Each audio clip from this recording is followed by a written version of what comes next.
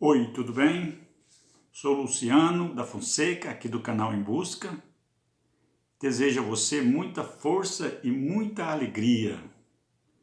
Hoje nossa temática é a Revolução Francesa.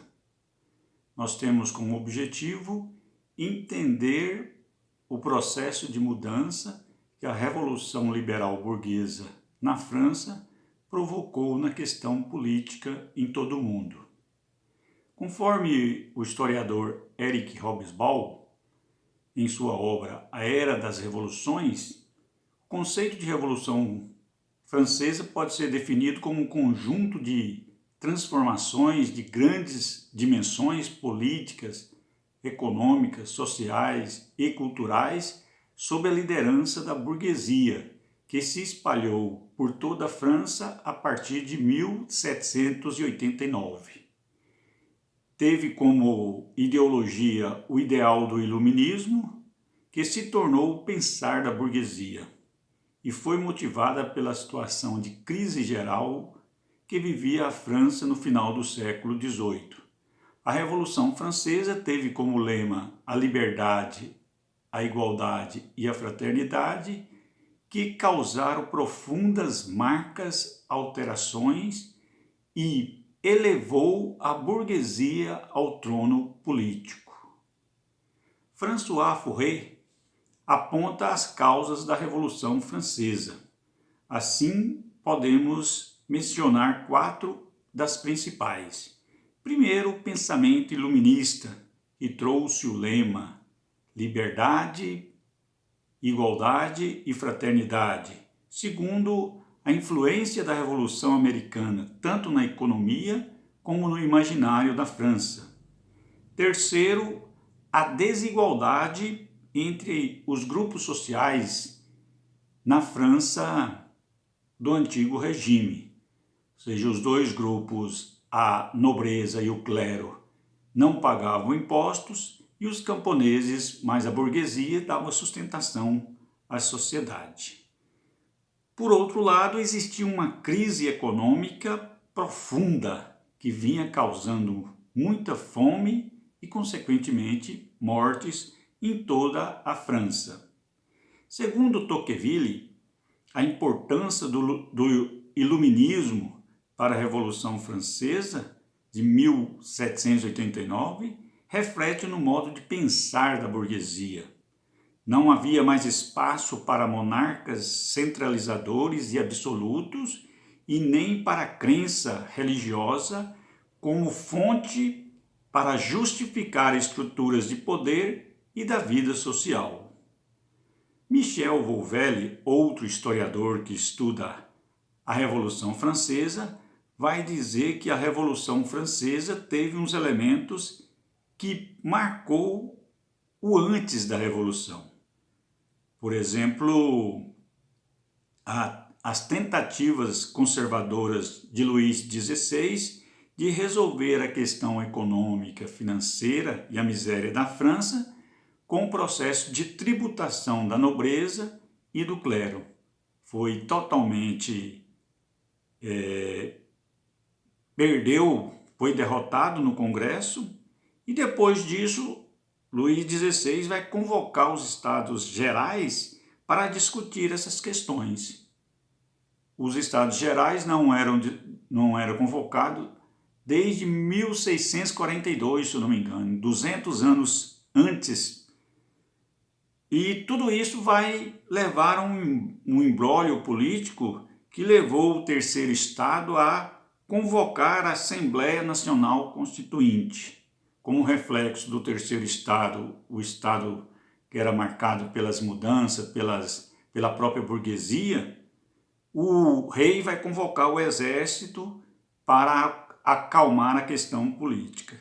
Diante desse fato, nós temos o fato que marcou o início da Revolução Francesa, que foi em 14 de julho de 1789, quando ocorreu a tomada da Bastilha. Bastilha era uma prisão que representava o topo do antigo regime. Era uma prisão política que vai cair por terra com a ação dos revolucionários, marcando o início da Revolução. Segundo a literatura didática, nós temos 3 fases da Revolução Francesa. A primeira fase foi a fase inicial, é chamada de monarquia constitucional, que vai ocorrer a partir de 1789 até 1791. Entre os fatos mais importantes, nós temos, por exemplo, Luís XVI e sua família permanecem confinados no Palácio de Versalhes, em Paris. Ocorreu a promulgação da Constituição de 1791, e a Constituição vai caracterizar a França como uma monarquia constitucional.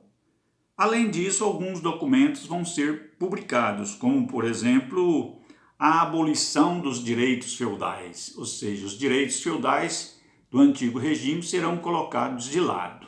Por outro lado, a Constituição Civil do Clero, ou seja, vai dar igualdade de direitos ao clero como qualquer outro tipo de cidadania.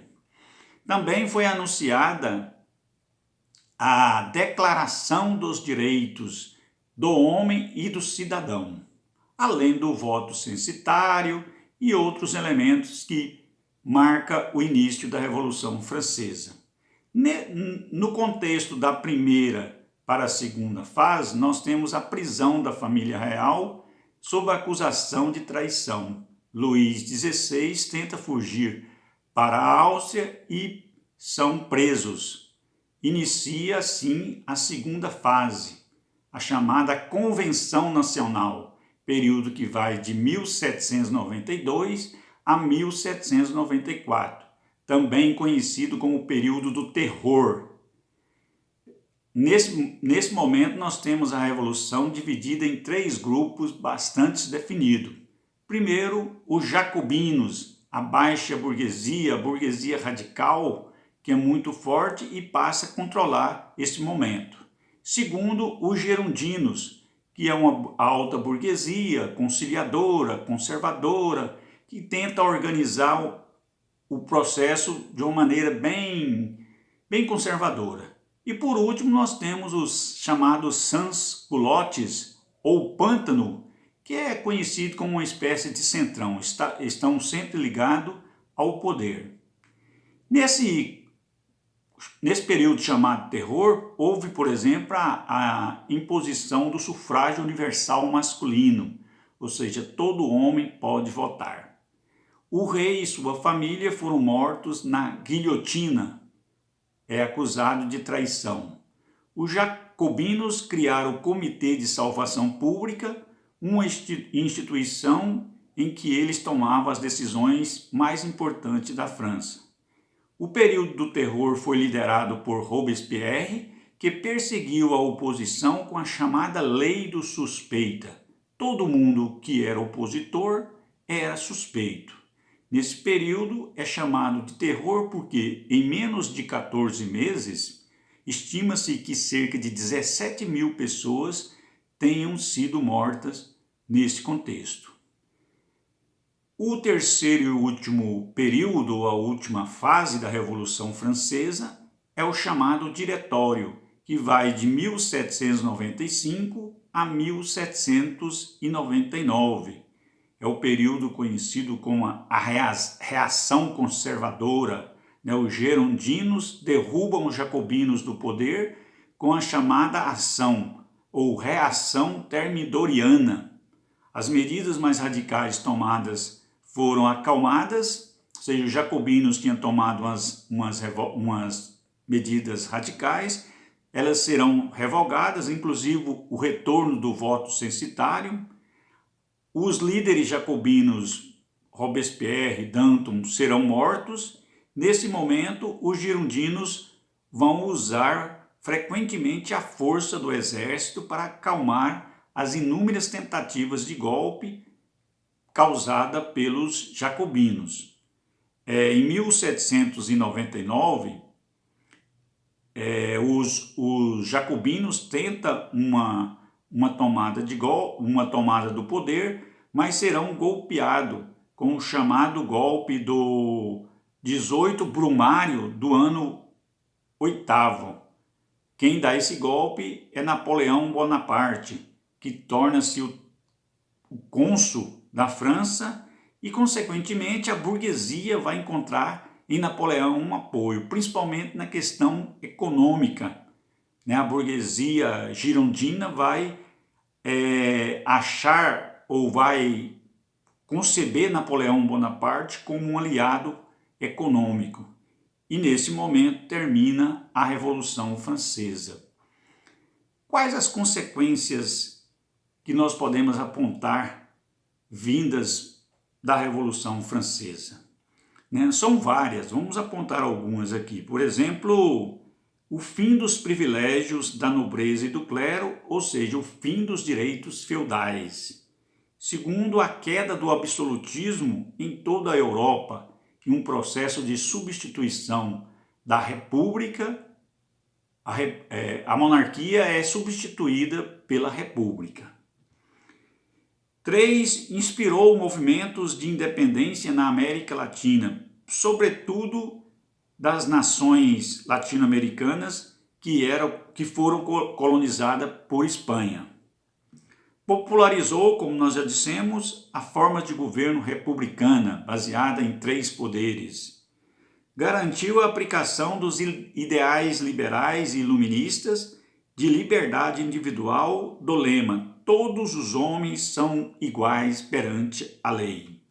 E por último, vai consolidar o nacionalismo enquanto ideologia de reconhecimento do dever patriótico. Bandeiras, bandeirolas, pátria, nação, tudo isso é herança da Revolução Francesa.